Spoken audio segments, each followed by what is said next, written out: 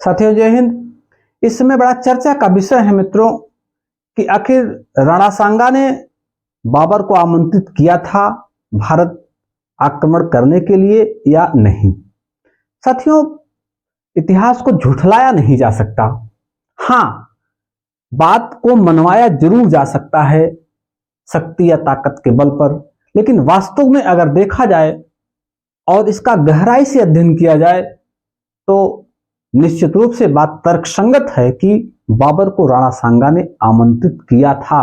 हां, बाबर को आमंत्रण के पीछे राणा सांगा की नीयत बड़ी साफ थी, स्पष्ट थी, ये बात सत्य है।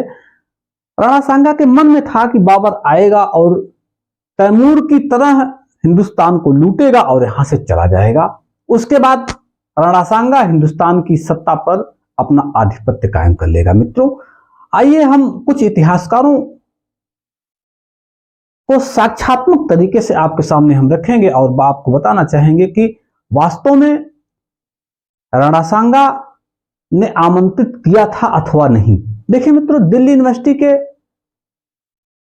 एक ऐतिहासिक पुरुष हरिश्चंद्र वर्मा का आप नाम सुने हुए होंगे, लईक अहमद का नाम सुने होंगे, एलपी शर्मा का नाम सुने होंगे, इलाहाबाद में सिरमौर रहे एसके पांडे जी का नाम सुने हुए होंगे, सौरभ चौबे जी का नाम सुने हुए होंगे। ये 4-5 इतिहासकार जो चोटी के इतिहासकार माने जाते हैं, इन सबों ने अपनी अपनी रचनाओं में ये इस बात को स्पष्टता कहा है कि बाबर को आक्रमण करने के लिए राणा सांगा ने आमंत्रित किया था। हां, सबने इस बात को भी स्वीकार किया है कि सबकी मंशा थी कि बाबर आए और यहां से इब्राहिम लोदी को पराजित करे और दिल्ली को लूटकर वापस चला जाए। बाकी दिल्ली को लूटने के बाद दिल्ली के खंडहर पर राणा सांगा अपना आधिपत्य कायम कर लेगा, ऐसा राणा सांगा की नीयत थी। अब हम सबसे पहले चर्चा करते हैं मित्रों लईक अहमद जी की। लईक अहमद का पृष्ठ 2 आप अध्ययन करेंगे। लईक अहमद का पृष्ठ 2 आप देखेंगे तो बहुत स्पष्ट, आप इस किताब में देख लीजिए, ये पृष्ठ 2 स्पष्ट इसमें लिखा हुआ है कि दौलत खां लोदी, पंजाब के गवर्नर दौलत खां लोदी और इब्राहिम लोदी के चाचा आलम खां लोदी ने मिलकर बाबर को आमंत्रण दिया था हिंदुस्तान पर आक्रमण करने के लिए। ये पहला जो प्रमाण हम आपको दे रहे हैं लईक अहमद जी का, आप पृष्ठ संख्या 2 और 3 को खोल लेंगे और इसका अध्ययन कर लेंगे। मैं इस बात को नहीं कह रहा हूं, लईक अहमद जी कह रहे हैं। और आपको बताना चाहेंगे कि लईक अहमद जो है वो भी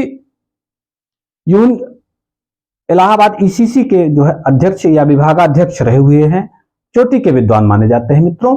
उसके बाद अगला जो खुद बाबर ने खुद बाबरनामा लिखा था तुर्की में। बाबरनामा में आपको हम बताना चाहेंगे कि बाबरनामा में पृष्ठ संख्या 529 आप देख लीजिए, उस पे बाबर ने खुद लिखा है कि बाबर को हिंदुस्तान पर आक्रमण करने के लिए राणा सांगा ने आमंत्रित किया था। उसके बाद साथियों हम चर्चा करेंगे एलपी शर्मा की। एलपी शर्मा भी अपने आप में चोटी के विद्वान माने जाते हैं। एलपी शर्मा ने पृष्ठ संख्या 8 में मध्यकालीन भारत, एलपी शर्मा पृष्ठ संख्या 8 में अगर आप देखेंगे, ये एलपी शर्मा जी की किताब है और इस किताब में आप अध्ययन करेंगे मध्यकालीन भारत, एलपी शर्मा पृष्ठ संख्या 8 आप खोल लीजिएगा और इसमें भी स्पष्ट लिखा गया है कि बाबर ने खुद राणा सांगा को हिंदुस्तान पर आक्रमण करने के लिए आमंत्रित किया था। राणा सांगा ने खुद बाबर को आमंत्रित किया था। साथियों, उसके बाद अगले स्टेप में आते हैं डॉक्टर आशीर्वादीलाल श्रीवास्तव।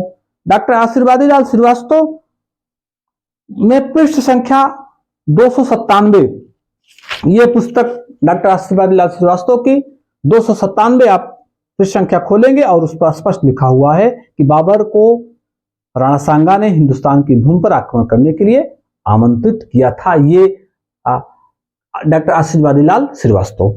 आगे मित्रों आप चर्चा करते हैं टच योर सेल्फ हिस्ट्री। आप इसको भी पढ़े हुए होंगे, ये बहुत मेंस के लिए पढ़ी जाती है मित्रों, आईएएस मेंस के लिए पुस्तक पढ़ी जाती है। इस पुस्तक में भी आप देखेंगे तो इस पर स्पष्ट लिखा हुआ है कि बाबर को राणा सांगा ने आमंत्रित किया था हिंदुस्तान की भूमि पर आक्रमण करने के लिए।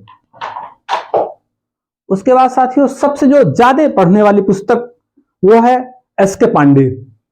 एस के पांडे इलाहाबाद में बहुत पढ़ी जाती है मित्रों। एस के पांडे में जो है आप देखेंगे तो इसकी पृष्ठ संख्या 198 आप खोलेंगे, पृष्ठ संख्या 198 आप खोलेंगे और आप इसमें स्पष्ट एस के पांडे जी ने लिखा हुआ है कि बाबर